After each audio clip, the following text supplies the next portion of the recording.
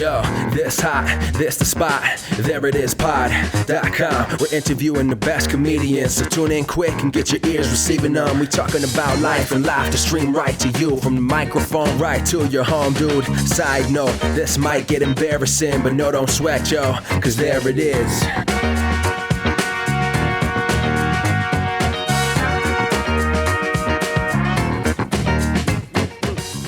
Welcome to the There It Is podcast, a comedy podcast for creators of any variety.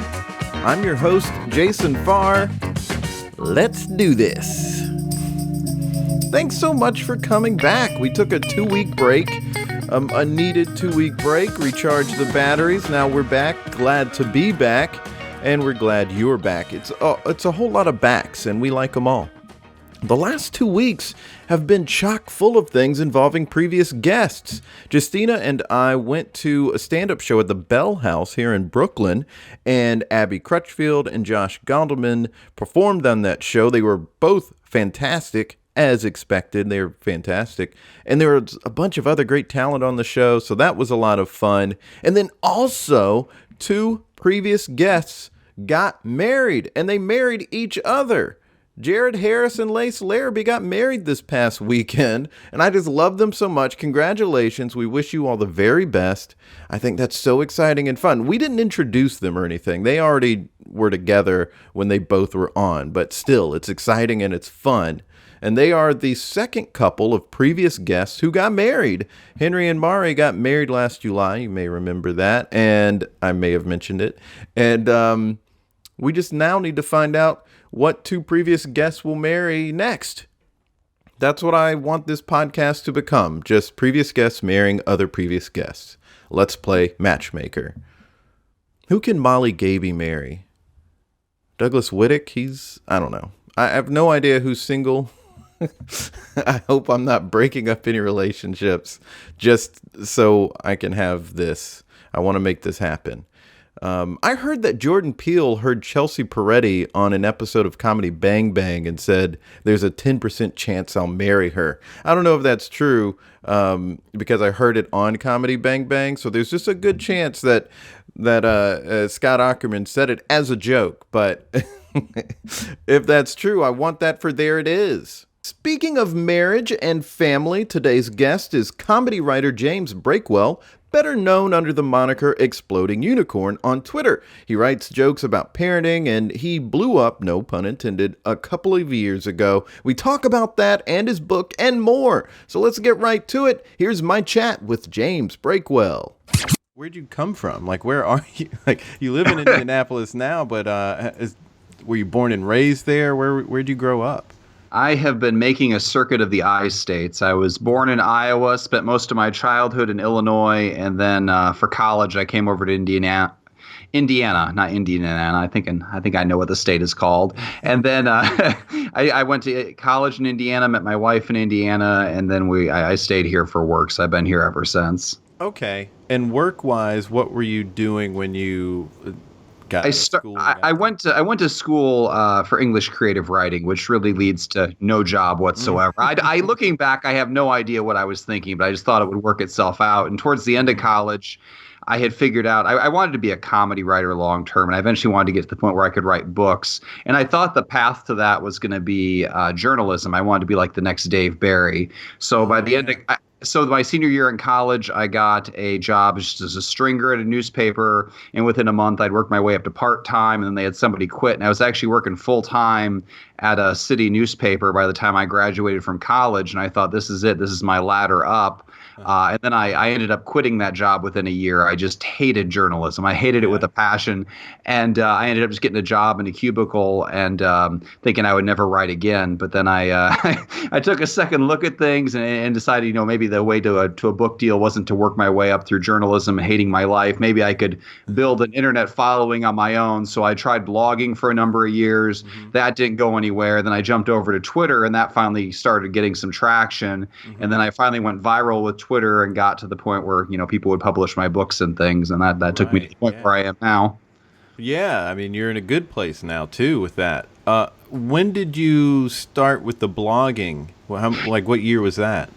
I think it was the very first entry was, I think, 2006. I want to say I started it. I actually started it between my junior and senior year in college because I was writing a column for the student newspaper. I basically, nobody wanted to write for it. No, we had no oversight. So I just wrote whatever I wanted. So I had a comedy column that like 10 people read. I was like, I got to keep these 10 readers through the summer. So I started this blog. I was like, guys, come read me during the summer. And nobody did. And then I kind of kept that going through the years, and it's kind of ebbed and flowed. And for a while, I was posting every day. I mean, it ended up being like 300,000 words long. I mean, my first book was only 40,000 words long. So this thing is like, 7 times longer than my book. Lately, though, most of my long form writing, I write a column for the Indie Star now, and then I write in books and I write in tweets and stuff. So I don't write in the blog so much anymore, except to set up my podcast. Yeah, I know that too. I also know that world of saying, well, let's see, how am I going to find my way into what I want to do with my life? And so let me try this and let me try that. I tried blogging too, and comedy writing at that. And probably around the same time you were talking about that, around 2006 or so.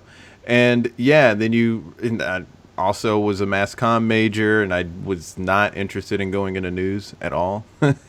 Smart man. Yeah, what was it for you that made you not want to go into journalism? Before that, the summer before that, I had done some reporting for my small town newspaper, and I didn't mind it at all then. And I didn't really figure out I hated journalism until I was doing it full time, and it was too late to change. But there were a number of things that made me not like it. I think the biggest one was I don't like bothering people. And I was the night cops reporter, so I mean, my job was mainly to bother people. There was one time there was this guy who, in a really bad part of town, they're like, well, they arrested this guy today. They think he killed his baby, but he's out on bail. Why don't you go knock on his door and ask him for a comment? It's like, I do not want to go to the worst part of town and ask this guy, so dude, did you kill your baby? Like, and for like, I was making like $12 an hour. I mean, it's like I could quit this job and work at a factory and make more than I make it now, and I wouldn't have to talk to any baby murderers. I mean, right. And there were just so many angry people. Like, I thought it would be okay if I wasn't doing comedy writing, if I was doing like different kinds of writing, but it was really the same story over and over again. It was somebody's angry about something. And sometimes they were angry committing crimes, and those were the better stories. Usually they were their public meetings though. Because I was the last reporter there in the day. I was second shift. And so I caught all the public meetings at night, the kind of thing where they have like 9 meetings in a row for public comment, and just people go and complain about the same thing every time. And it's like, oh my God, I get here. I could write this entire story in the first 10 minutes of this 2-hour meeting of people yelling about stuff. It's like, there's got to be a better way to spend my life. So that's when I started plotting my exit. Did you find any way to inject some humor into some of those pieces? Because that was some of the thing. It was like, there's one area here where I can be creative and show some sort of humor. And you try to fit it in that first paragraph. Were you finding ways to do that in any of those articles at the time?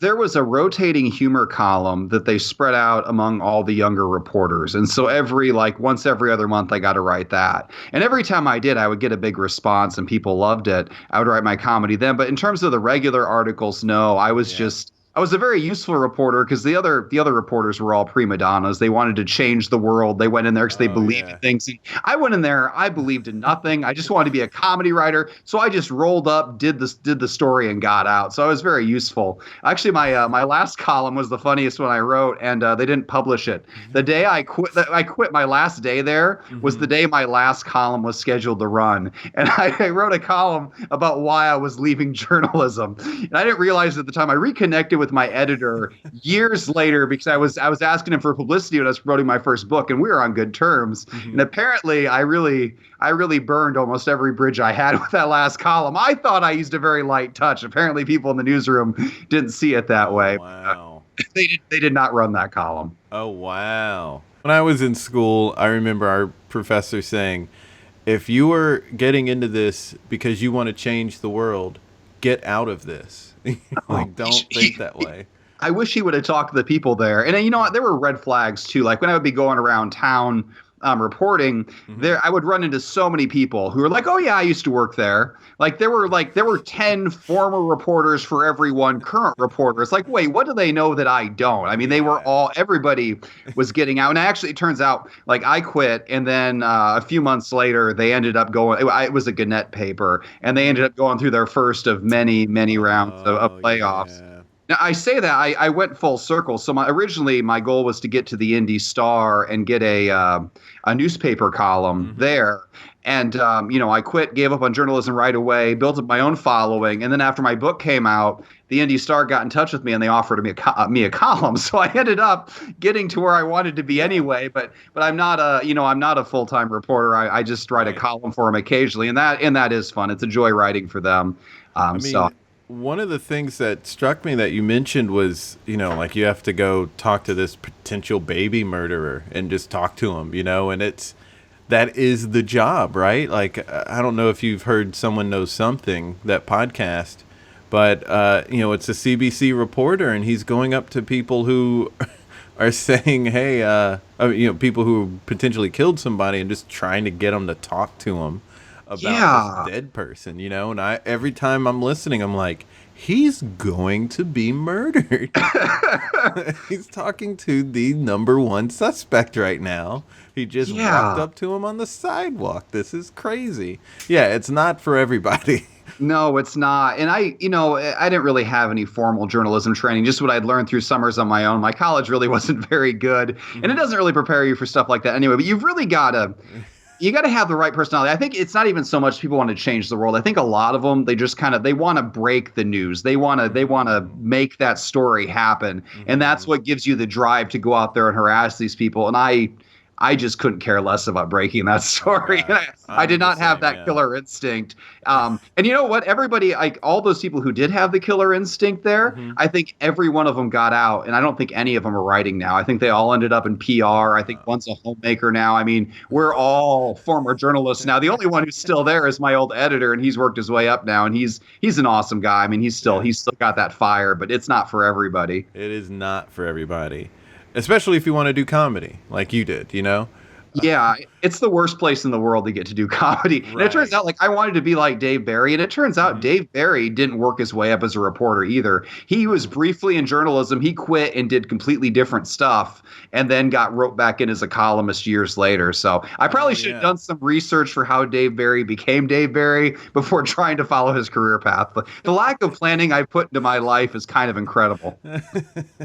Well, what made you want to do comedy? Was it something that you wanted to do as a little kid, or was that something that came to you when you were in college? Like, when did that bug It started in high school and kind of slowly started taking over my life. I was thinking about this the other day. I don't know when I learned to write well. It happened sometime by the time I was in 8th grade. I could just do it. I don't remember anybody particularly teaching me. But the first time I started writing comedy was my sophomore year in high school. We had this computer literacy class. I'm old enough that back then they assumed you didn't know how to use Microsoft Word. So we had an entire class on how to use Microsoft Word. And you don't need a class to use that. You turn it on, you start typing. So we had just so much downtime. And so, like any good kid at a Catholic high school, I used my free time in this computer literacy class for heresy. And I started typing a fake book of the Bible. And I emailed it to 2 of my friends. And I watched them open it.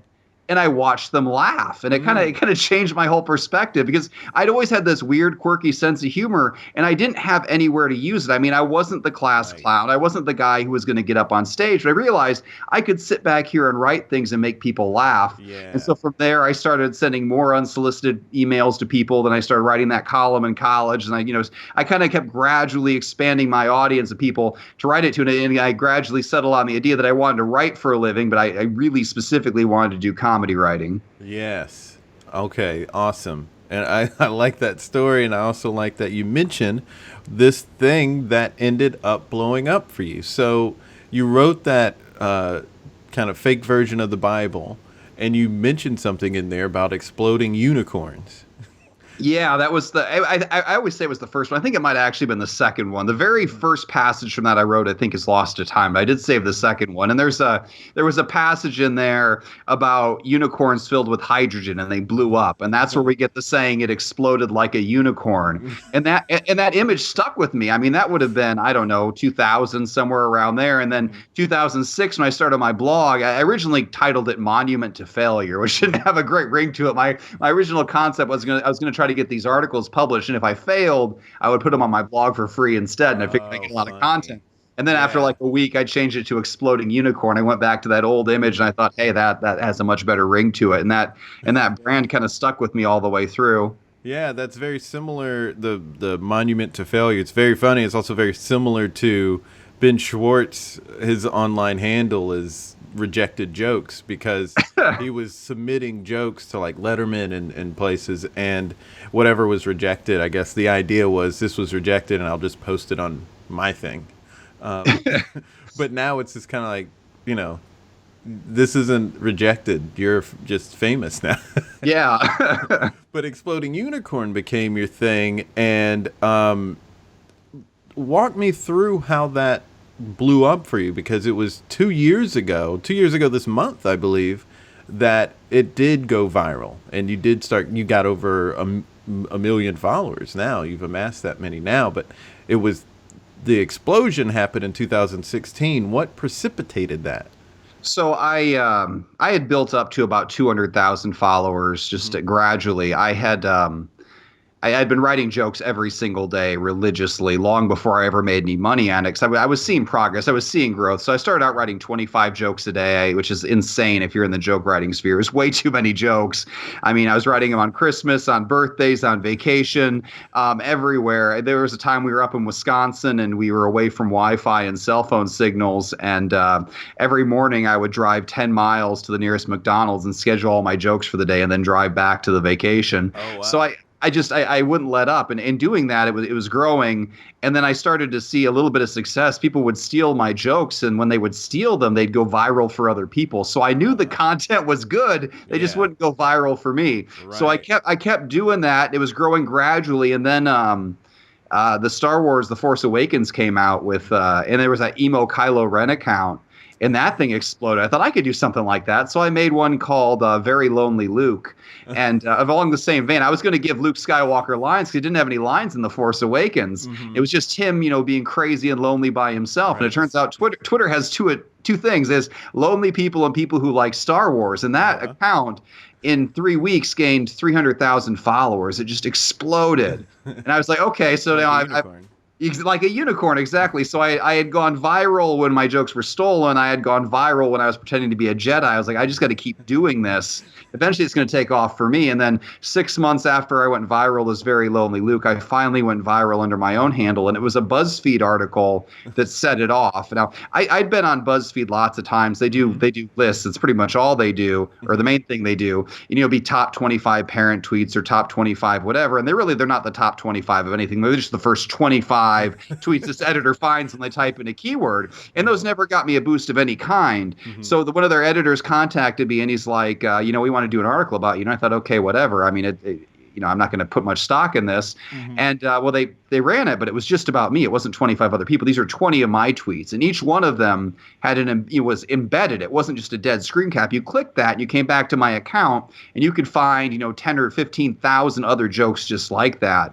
And they posted that. They posted it on a Saturday morning, the lowest traffic day of the week on their front page. And I checked, and I had gained 3,000 followers, and I thought, wow, that's pretty cool. Yeah. And then I checked, and I thought that was the end of it. And I checked by noon, I'd gained 10,000 followers. By that night, I'd gained 40,000. By the end of the weekend, I'd gained 100,000. By Monday morning, I was getting, emails from newspapers in the UK. By the end of the week, I had an agent, and by the end of the month, I was locking down a book deal. I mean, and if you look at that part of it, it's like, wow, this happened so fast for you. But like in my mind, my comedy writing didn't start, the day I went viral. It was the 10 years before when I was doing this for free, just pathologically. I definitely had a problem, but luckily it eventually took off. And I think, I don't know if if I had not had that BuzzFeed article, I think I would have made it there eventually. I don't know what the spark would have been sitting up. I mean, I was getting growth as I went, but nothing as explosive as that. So I really do owe a debt of gratitude to BuzzFeed for accelerating that. Yeah. And now you said you write 25 a day? I used to. I don't do that anymore. It's How many were you posting a day? Were you posting? I was posting all 25 a day. Okay. Yeah. And that was when I figured out I needed to zero in on kid tweets and parenting tweets. I mean, when I started this, especially when I started the blog before I had any kids. Mm-hmm. I was writing comedy writing for years, just about whatever in my life. Whatever, yeah.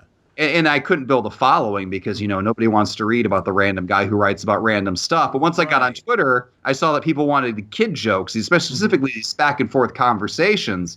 And I was like, okay, I'll be the dad who tweets about his 4 girls. And that's an explanation you can tell very easily to somebody else to spread word of mouth. And it's an explanation you can fit in a headline. You say, dad tweets hilarious conversations with his 4 girls. Like, oh, I know exactly what that is. I'll click. And that helped me just kind of defining what I was about. Listen, I've heard time and time again for years and years now that having a specific thing that you're talking about, a specific voice or just a specific topic really will help you. Because you're not just, like you said, talking about random stuff. It's something specific that people know they can come to you for. Exactly. Yeah, and that made all the difference. I mean, granted, after I had zeroed in on kid tweets, it still took me years of grinding to get there. And it figured out, telling a story like that in 140 characters, now 280, I mean, there really is an art to it. I mean, there are so many people out there who I'll see tweet a story, and I'm like, oh my God, that is a great story, and you just told it wrong, and you ruined it. If you just let me rewrite that joke for you, I could have broken the internet. And I mean, my own jokes, they're a mix of reality and truth and fiction, but they always kind of walk that line. They maintain the kernel of truth that people can relate to. And it took some time to figure out what is it that makes this joke true, even if it's made up? Because you can tell a completely true joke and nobody can relate to it, but then you can retell that same joke and keep the story essentially the same, but you maybe generalize it, make it more universal, and suddenly everybody relates. So kind of figuring out how to walk that line, that took some time too, but once I nailed it down, that's what led to the growth. And some of that is the tough thing. It's really easy for me to get in my head. Like, I'll write something and I'm like, oh, is this clear enough? And then I start I create too many cooks in the kitchen just in my own head, in my space. You'd think I'd know too what makes a good tweet. And usually I can kind of tell if it's good or bad. But like all of my best ever tweets were all ones that I was like, I don't know if I should tweet this or not. I'll just toss it out there and see how it does. And the borderline ones are the ones that explode. Even after all this time, 16,000 jokes, and you'd think I'd know exactly what makes it work, and I'm still surprised sometimes. Yeah, I mean, you learn craft, and you have been writing for such a long time and learning that even in college.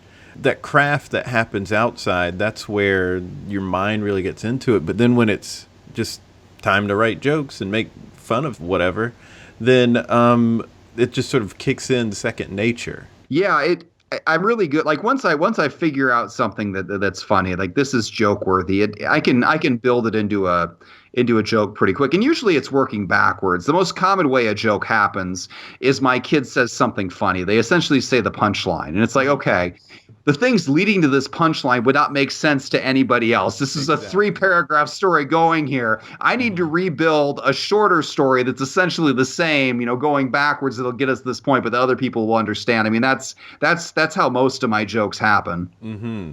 Yeah. And that is the beauty of comedy, essentially. I mean, I read something about a joke Demetri Martin wrote, and it was that same thing of it starts with this kernel of truth of him. There was a joke about him not being able to keep a plant alive, and in the joke it's a cactus. But in real life it was just plants in general. Yeah. He didn't ever have a cactus.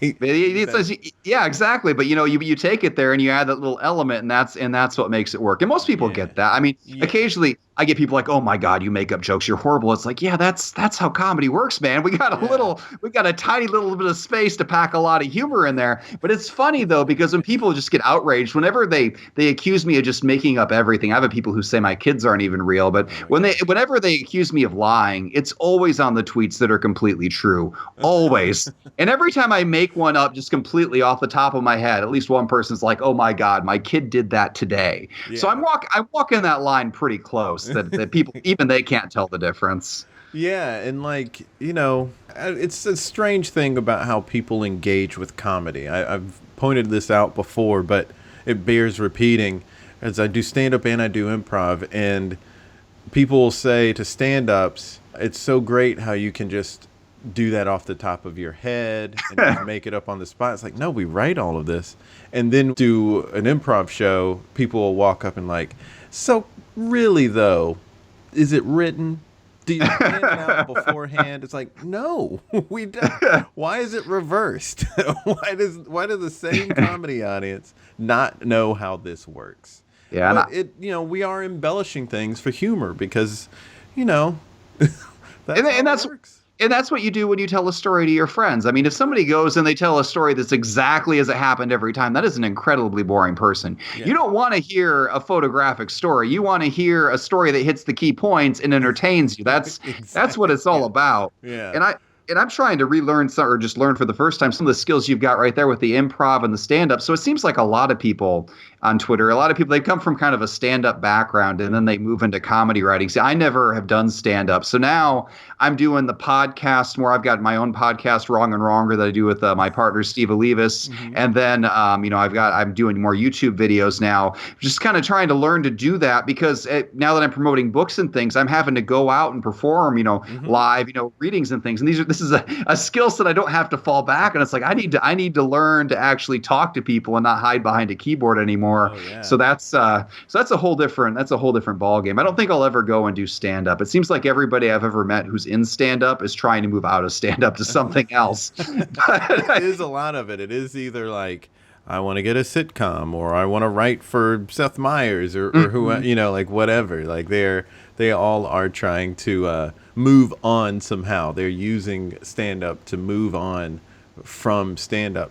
But what's good about stand up, and this is actually what got me into doing it, was when I was writing comedy blogs and I wanted to learn how to be funnier in my writing. I got the only book I could find at the time, which was a book called The Comedy Bible. And in it, she writes, go do stand-up. Sign up for an open mic and start doing stand-up because it'll make you better at writing. But also, if you ever have to pitch things, or in your case, if you have to maybe do a television appearance to promote your book or a speaking engagement, it'll just make you better at doing that. So I would suggest, just going up to try it out just a little bit, just to see how like tight you can be and just get more comfortable standing on stage and making eye contact with people and talking to them. It definitely seems like fun. The flip side, it makes you a better writer to a point, but the stand-up skill and the writing skill are different. And there are so many stand-up comedians I've seen on Twitter who they make a living off it. I mean, they're not, mm-hmm. They're not Ricky Gervais or anything, but they're making a living. This is what they do full time. And you look at their tweets and they're not very good. And then you read it and you're like, what would that sound like on stage? Like, oh, so much of stand-up is voice and inflection and delivery. Mm-hmm. And you get on Twitter, and it's not that. It's just the words. On Twitter, they're on my turf, where I have no timing and no delivery and anything. I have to depend on just the words. Yeah. And I think that's why I've been able to transition so well into book writing, because I don't have to worry about those other things. So now I have to go back and get the delivery and stuff as well. The language and the rhythm is the delivery in writing. Yes. Whereas in stand-up, it's tone of voice, pauses that you take. Things like that you physically are doing to get people for it to sink in differently with people. Yes. I think I think that's a really good point that you make about the difference between the two. I think what stand-up is good for is just making you tight and cut out what's unnecessary. So it's like getting good at editing your stuff is where stand-up can help you. But you're right. There's a whole other ball game when you're sitting to write it out. because it does have to come across a little differently. I mean, there's certain people like Jerry Seinfeld that maybe, like, if you take word for word what he said on stage, it could probably work well, just because he's so big into, like, rhythm and language. But for the average stand-up, that's not necessarily the case. Like, they're not writing like that. And so yeah, you're right. There are some things that don't play as well on Twitter, and they're like funny comics, or like maybe some of the best even. But what they're saying on Twitter is like there is some sort of disconnect. Yes, yeah, they have to tailor their message a little more. But you know what? They're still making a living off their comedy, so I guess they're doing what works for them. Yeah, and they're just engaging people a little more. Yeah. That's essentially what Twitter is for them, as opposed to like what you're trying to do and what I would like to do. I would love to have something, but I think the thing that I lack is that specific sort of voice or topic to run with. But like you have with all of your work. You mentioned your first book, and you did have a book that came out this past October. And I was wondering if that was the first book, or if there was something before that book. No, that's the first one. Okay. So if publishing's funny because you're always a year behind. Yeah. So like by the time, my first book was Only Dead on the Inside: A Parent's Guide to Surviving the Zombie Apocalypse. And by the time idea for a book. And by the time that was on store shelves, I mean, I was like in the final stages of being done with book 2, like turning it in. And now I've just finished all the rounds of editing. I actually just yesterday finished the final round of copy editing for my second book, which will be out in November. And that's Bare Minimum Parenting: The Ultimate Guide to Not Quite Ruining Your Child. So that's and I haven't done like a big official announcement on Twitter, but I've been mentioning it on podcasts and things. The big challenge, so it's great to have one thing you're really known for, but then the challenge from there is branching people out. It's like, okay, you trust me for 140 characters for this specific kind of joke. Will you trust me to spend $14 or $15 in a book? Will you trust me to read this webcomic? Will you trust me to listen to this podcast? And I've had people ask me, why don't you just stick to this one kind of joke? It's like once you've got the audience, you've got to branch them out to other products. You've got to make them a fan of you. Yeah. And so that's what I'm trying to do. That's why I do all these other projects, and because that's what you're ultimately going to make a living off of. You're not going to make a living off the million people who read your jokes for free. You're going to make a living off the much smaller number who buy books and who click on advertiser links and who do things like that. So that's my process now to try to kind of branch out and do that. And it's been fun. I've been, learning new skills. I'm pushing YouTube hard now, and it's crazy. Every time you go to a new social network, you start from scratch. So I've got 1 million followers on Twitter, and every time I tweet anything, no matter how stupid, I mean, you're talking minimum 80, 90,000 people will see it. And you go to YouTube, and it's like, oh my God, I'm killing myself here to get 10 new followers a day. It's frustrating and refreshing at the same time, because then you get so excited over small number increases. And there are some days I'm like, why am I even trying this? But I remember there was a day on Twitter where I got excited when I got up to 25 followers. I mean, everybody starts somewhere. You got to put in the time, you got to refine your product, and you got to keep at it. So we'll see if I make it on YouTube or not, but at least it's been fun trying. It is another ball game, YouTube. Yes, it is. It seems like it's a good source for finding something that people already know about, like if it's that scene from that show or movie, or if it's the video of the sketch from SNL, or a music video from this musician that you just heard about and you just want to hear that song. Like, it's really good for that kind of stuff, and also for I guess if it's the things that feel kind of like mini shows, like something that breaks down the newest episode of whatever TV show. It seems like it's good for that stuff. But then when it's like, I want to put my comedy sketches online, it seems harder to really get there. I've seen people who have double-digit millions of followers on Instagram, and they have a 16th of that on YouTube. So it's funny, like a million followers, that's not equal across all platforms. Like if you have a million YouTube followers, that is worth way more than a million Facebook followers or Instagram followers or anything else. I mean, YouTube per person, they're the most engaged. They're just worth the most advertisers. They're worth the most in terms of getting them to take actions you want, like buying a book. Twitter is a ways down the scale, at least monetarily. I think Instagram is second. I mean, Facebook, they say Facebook's up there, but Facebook has its finger on the scale so much. Their algorithms are so arbitrary with when they show people your content and when they don't. Instagram is much more forgiving as socials. And then Twitter, say what you will about Twitter, per follower, it might not be worth as much as other platforms, but when you put out stuff out there, I mean, it just seems much more fair. People see it. Yeah. So it's not a bad place to start. I'm glad I was able to go viral on Twitter. Yeah, and you're right. And once I think I found out about you because of a few people that I follow liked your tweet. Yeah, it's great, especially for comedy. It's like it was built for comedy. People use it for news and conversation and all that, but it's for comedy. Because if you tweet out, you get a test material. If you put out a joke and it's good, people share it and it spreads. And if they don't like it, they just scroll past it and it fails. So you get to succeed on a large scale and fail on a small scale. And I can't think of anything more perfect for jokes. Yeah. It is the online equivalent to doing stand-up. It is, and there's no gatekeepers. That's one of the hard adjustments going into books and going into all this. There are gatekeepers again, like you got to get publicity for your books, and then like New York City and Los Angeles, the media there, they have no idea I exist, which really didn't matter until I started putting out a product. I was like, oh wait, I have to impress people again, because for all these years I've been on the internet and I've just been getting just huge amounts of followers and beating traditional media. None of that mattered. But then you go and you're like, okay, everybody has their realm. YouTube's a realm, print media's a realm, publishing's a realm. You gotta everybody has their sphere, and when you go in there, you got to deal with their gatekeepers. Yeah. What sort of advice would you give? And you've already given a lot of good advice, I feel, so there may not be anything to really add that's as tangible as what you've already said, but what sort of advice would you give to someone who they are trying to put their jokes out on Twitter and it's not blowing up for them? They're not getting those retweets, they're not getting those likes, it doesn't seem to be going anywhere, but they want to grow a fan base.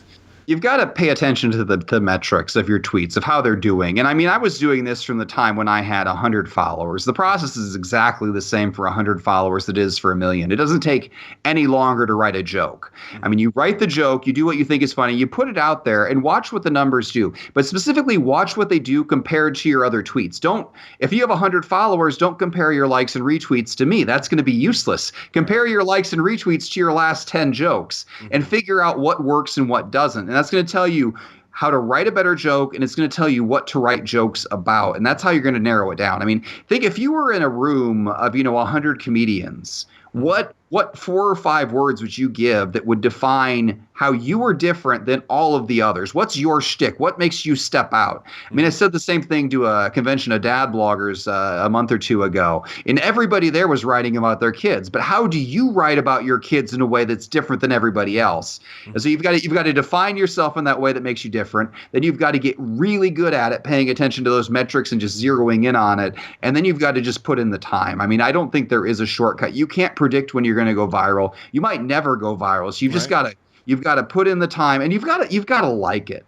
I mean, if this is torture for you, find something else. You've got a day job. There's no reason for you to hate your side job too. I mean, the only reason I was able to do this unpaid for all those years is because this is fun for me. This is what keeps me up at night. This is what I like to do. And if you're just doing this because you think it's going to lead to money someday, but you hate it, man, there are other ways to make money that are a lot easier. Yeah, that's great advice. And you made this jump to long form writing. Well, I mean, you'd been doing that, but you wrote this book. You were famous for your tweets, and then you got to write articles for different places. What was that jump like to sort of take your online persona and what people liked about you and find the right approach to a book? Well, everybody wanted me to write a book. Can I swear on your podcast or not? I'm not sure. Okay. No, There's a book called Shit My Dad Says. yeah. And they all wanted me to write that book, but call it Shit My Kids Say, or, Stuff My Kids Say, whatever. Because that Shit My Dad Says, it was a funny book and it was a bestseller. Yeah. And I might still write that Also book someday. started from Twitter. Yeah, he did. And now his Twitter account's pretty much dead. He only tweets once every few months. But that guy has like a deal with one of the film studios. He's out there writing scripts. He's doing just fine for himself. So and there was a TV show based on it for a while. Yeah.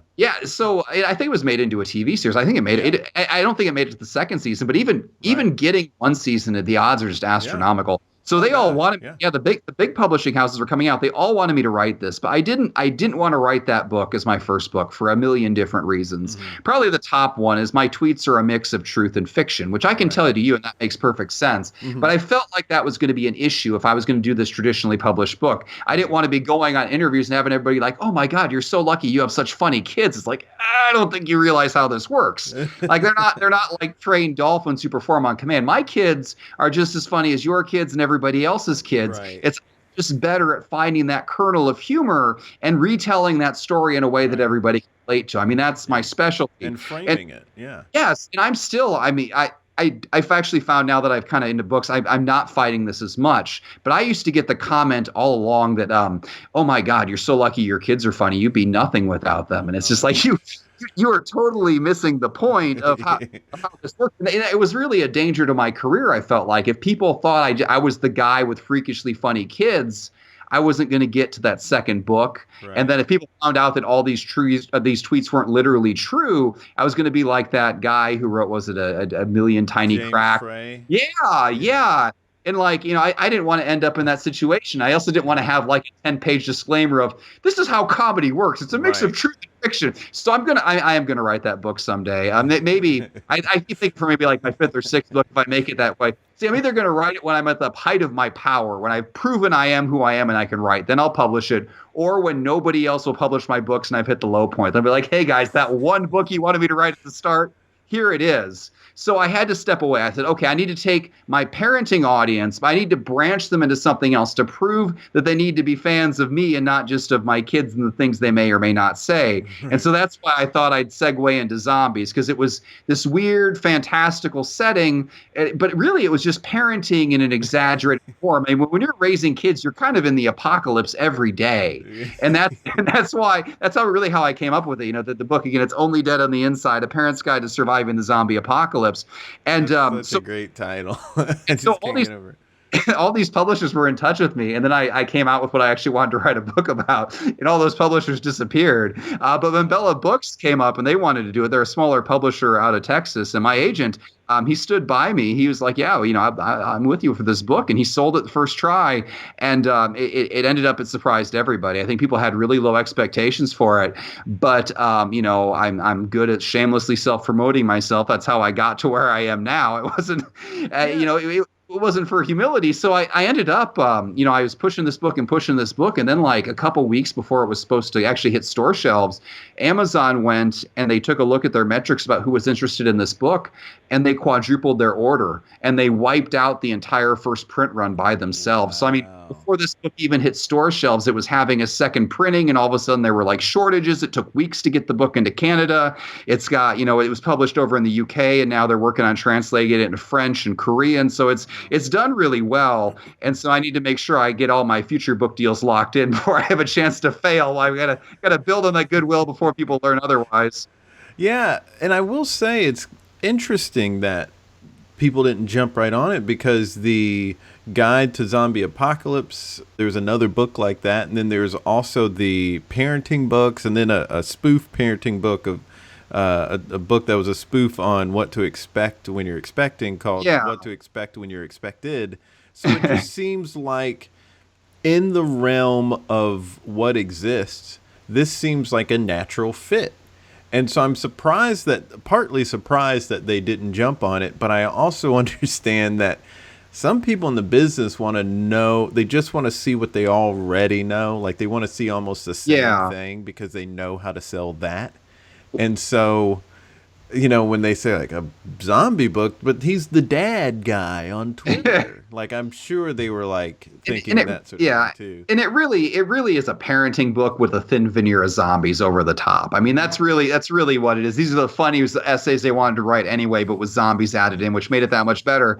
But it all comes back to the gatekeepers I was talking about earlier. I wasn't necessarily being judged on the merits of my book. I was being judged by the last 5 nonfiction books these people put out. Yeah. And they're like, well, nonfiction parenting books don't sell well, so we don't want to take a chance on you for this, except if you write the book exactly like Shit My Dad Said, because we know Shit My Dad Said sold well, which is one of the great things about the smaller presses. I mean, they have the editors, they have the infrastructure, they have everything else, they pay advances, but they're not necessarily one of the big 5, and that makes them nimbler, and that means they can, take more risks and take a chance on me. So I had a great experience with Membella Books. The editing process went great. They really prioritized it, and it just came together well. And I'm kind of grateful, because I've heard some horror stories about going with the bigger publishers. I mean, don't get me wrong. If a bigger publisher came along and the money was right, I would definitely do it. But it's definitely, I think, when you go to a publisher that puts out hundreds of books a year, it's possible for it to just get lost in the mix. I mean, I actually listened to a podcast earlier today, and the guy who wrote Sideways, which turned into that wine movie, and was the bestseller, and then he wrote the sequel to that, and he got one of the big publishers. And according to him, he sent in his manuscript, and it took them 5 months to get back to him with the first round of edits. 5 months. Wow. This is a guy who just had a bestseller. So, I mean, those kind of things can happen. So, yeah, I was lucky that my first experience in the book industry was a good one. Yeah. And I also think a really good point that you make about the smaller presses being able to take a few more risks, whereas the big ones are going to say, well, let's see, the other things in this genre haven't done as well for us, so we can't take that risk. I've even heard that in the movie business, because Vince Vaughn was saying he did a movie and the studio wanted to make it PG-13 because the previous R comedies that they had put out didn't do well. And the problem was the movie that Vince Vaughn was making and that they originally wrote was an R-rated comedy. So they had to change it. And that, when you make those sort of changes, it's just kind of hard then to make it work a lot of times. But, then that fails. And then they're all looking at, well, how did things go previously? And what are the sort of things we know how to market? And that stuff gets in the way. It's that problem of art getting with commerce. It is. It really is. And I was lucky that I was able to sell the book that I wanted to write, and that I didn't have to, change it or do anything else. But yeah, the higher up you move, the more cooks there are in the kitchen. And especially with TV, every thing I've read about TV, it's like, if you can sell the TV rights or the movie rights, that's great. But don't get your hopes up, because it's just a shot in the dark for if that's ever going to get made. I mean, they could pay millions of dollars for your rights for your book, and that's not a guarantee that anything will happen. I mean, it gets to a point. It's all luck. It's all circumstance. I mean, I had one close call with my second book. I mean, it was my agent had been in touch with the TV agent, and he's like, something might happen or it might not happen. And I was like, all right, whatever. I'm not going to get my hopes up. And then all of a sudden one day, I was on a Skype call with the producer, and it sounded like I was going to happen, like just out of nowhere. This thing that was the farthest fantasy from my mind was like, this was like a pretty sure thing.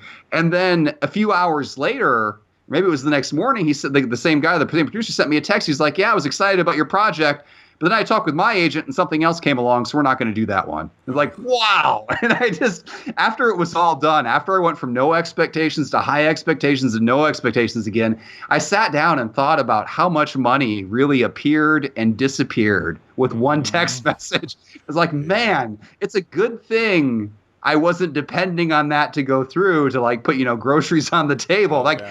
People who live and die like that are crazy, man. You gotta have multiple streams of income from this. If you go all in on TV, that's a risky way to go. It is, yeah. And that's a lot of reason why people go broke in the business. Yes. Because they'll get the advance and then spend it all. Yeah.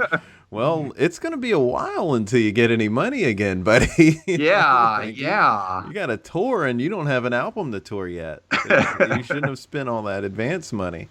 And you're right. It's the multiple streams of income also is such a smart idea, because it's just going to keep you a little sane. Yeah, and that's part of what's made this fun is that I haven't been dependent on any one thing, so I can say no to projects if I'm not into it. I mean, some people I know, especially because I came at this from the writing side. Some people get into it and they're like, well, I wanna quit my day job so bad that I'll go and I'll do freelance technical writing and stuff like it's like, I'm not going to go step aside from my day job and write instruction manuals. That sounds terrible. It's like everything extra I put as I build this comedy career, I'm going to be doing these things because they're fun and they're things that I want to do in my spare time. And that's what tweeting is, and that's what podcasting are, comics are, books. That's what that is. I don't want to take on projects that are going to be boring or ethically that they don't line up with what I'm doing. And you do get some of those weird offers that come along. So having the ability to say no to things is probably the greatest asset you can have going forward. Just to not be forced to do the projects that you're not comfortable with. A lot of good advice. I mean, that makes a lot of sense because being able to say no means you have some control. Yes, absolutely. And you know what? It leads to a lot of money sometimes, too. Somebody comes along with like an ad or something you just don't care about. You're like, no, I'm not going to do that. And then out of the blue, they come back and they double their offer. And you're like, well, okay, I am going to do that. I mean, it makes you real happy to do that work. Yeah. And it's like I've become a really good negotiator just because in a lot of these cases, there are things I don't necessarily need to do. And that gives you a lot of leverage. I mean, but you have to be okay with it not working out, too. You can't say no and then be devastated when they don't come back. I mean, you've got to really not care one way or the other. Yeah. Right. Yeah. There's also that trick of I don't want to do this kind of work and it's going to cost a lot. So I'm going to throw out an insanely high number that's so high. It's not that that's what it will cost for me to do it. It's so high that I'm expecting them to say no. Yes. And if they say yes, then wow, I just made a lot of money on that deal. And it's kind of fun, with what I'm doing now, I never expected to be a social media influencer, which I guess is what I technically am. Like I got into this because I wanted to write jokes. But now, when somebody wants to run an ad or something, what they're really paying for is the audience, and then my voice for the ad or whatever. And that's kind of totally separate from then the writing income from writing columns and writing books and all of those things. So, people will tell you that it's very, it's hard to make a living just off writing. And there are a lot of very good writers who are putting out books and they're kind of on the poverty line despite being published. But I've kind of come at this from the other side. I've kind of got, two jobs in one. So I will say if you're looking to get published, you're looking to do that, definitely I would recommend building up the audience first because you've always got that to fall back on and it will make your life immensely easier. Yeah. And if something falls through and you still have that audience, then you can at least do Patreon or something. Yeah. And that's the one thing I haven't gotten into yet. But there are people who make a lot of money off Patreon. Yeah, they are. And there's one person I've tried to get on this podcast, but she's so crazy busy. Oh, really? She probably hasn't even read the email yet. Because she's doing everything, and she's got a Patreon, and even with that, it's like if you donate to it, she'll make something and send it to you, and it's like, good gosh, Yeah. No wonder you haven't responded. Because seriously, she probably has not seen the email. Yeah, and I've resisted that. There have been people who've made some really strong cases for me to do that, and I guess I don't feel bad when I'm like offering a product. Like I'm putting out all these free jokes and like now, okay, you're going to enjoy the free jokes. You need to deal with the ad too, or you're going to enjoy the free jokes. Here's a book you can buy if you want to support me as well. I haven't gotten to the point where just pay me money every month just because I kind of like the fact that more or less I owe you nothing. And if you make me mad, it's like, you know what, you go your own way. I don't need this abuse. Whereas if you're like paying me, it's like you're my boss again. Like I owe you something. I see that. That makes a lot of sense. That for some people may make them keep moving forward with it. It's like, well, all these people are donating, so I owe them something, and that's like it'll keep them from shutting it all down when they get a little down in the dumps. Yeah, and that's one of those big risks. People who kind of go all in too early, the ones who move to Hollywood or go wherever they're going to make it at this. When you go all in and you flame out, then a lot of times that's just kind of it. They don't go and get a day job and then do it on the side anymore. They just quit and they're done. I think there's a lot to be said for working your 9-to-5 job and slowly building up your income on the side, especially since you can do that forever. Like they can't starve you out. You've got food on the table and you can go ahead and put the time into building everything up on the side. And then someday you'll get to the point where you're making enough money on the side where you have to make that decision. It's like, do I want to do 2 jobs my entire life? Can I make the leap to this other one? It's a weird situation to find yourself in, but it'll happen eventually. Yeah. Well, all really good advice. I feel like this is a good time to wrap it up with creating something together, as we like to do at the end of the episodes of the podcast. I am on an indie improv team. We're trying to figure out a name for our team. I'm mostly the one that's putting a lot of thought into it. The rest of them are just like, let's practice and have a good time with each other. But I like this exploding unicorn, how that came to be.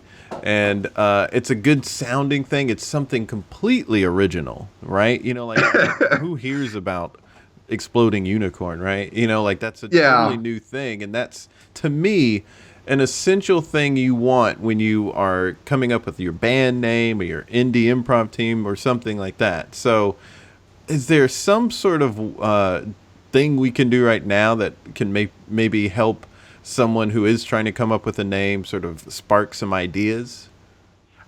You know, you can always go with the animal or the character in a weird situation. You take something like the exploding unicorn.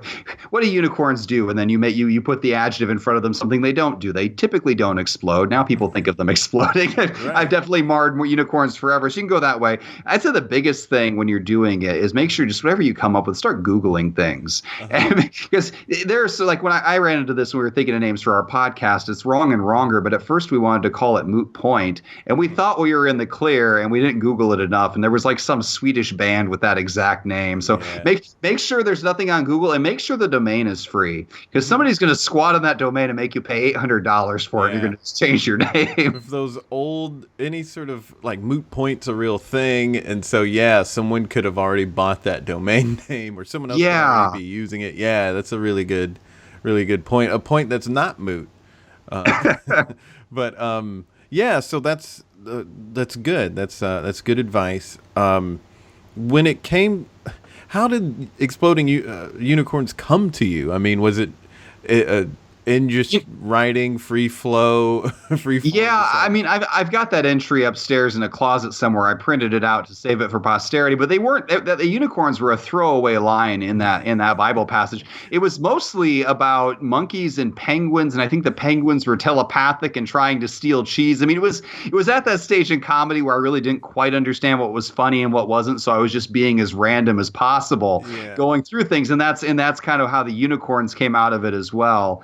But yeah, I think you definitely something unexpected, something memorable too, and something not too long or hard to remember. I've had people they come up with cool titles for their books and things, and then they can't even keep them track in their own heads. Simple is always better. Yes, I love it. There it is. Thanks so much for being on the podcast, James. Thank you very much for having me. I had a blast. So good having him on. Really nice guy, James. So very thankful that he came on. And also thankful that a nice guy like him is the one raising all those children. Sometimes you see people and you're like, you have a lot of kids? Oof. But not with James. With James, you're like, oh, okay, the future's in good hands with this nice guy. Well, you should follow him on Twitter if you don't already, @ExplodingUnicorn, but you have to drop the E on Twitter because why somebody else somehow is @ExplodingUnicorn, I guess, on Twitter. Very strange. Check out his podcast, Wrong and Wronger, on YouTube, SoundCloud, iTunes, and Stitcher, and find his book, Only Dead on the Inside, A Parent's Guide to Surviving the Zombie Apocalypse, on Amazon, Barnes & Noble, and Books A Million. Get all of this info and more by going to explodingunicorn.com. Glad to be back. Thanks for listening, and until next time, be good to each other. The music for the theme song was created by Neil Brooks. The rap was written and performed by Nick Acevedo. The logo for There It Is was created by Jeff Prater. The There It Is podcast is produced by Jason Farr.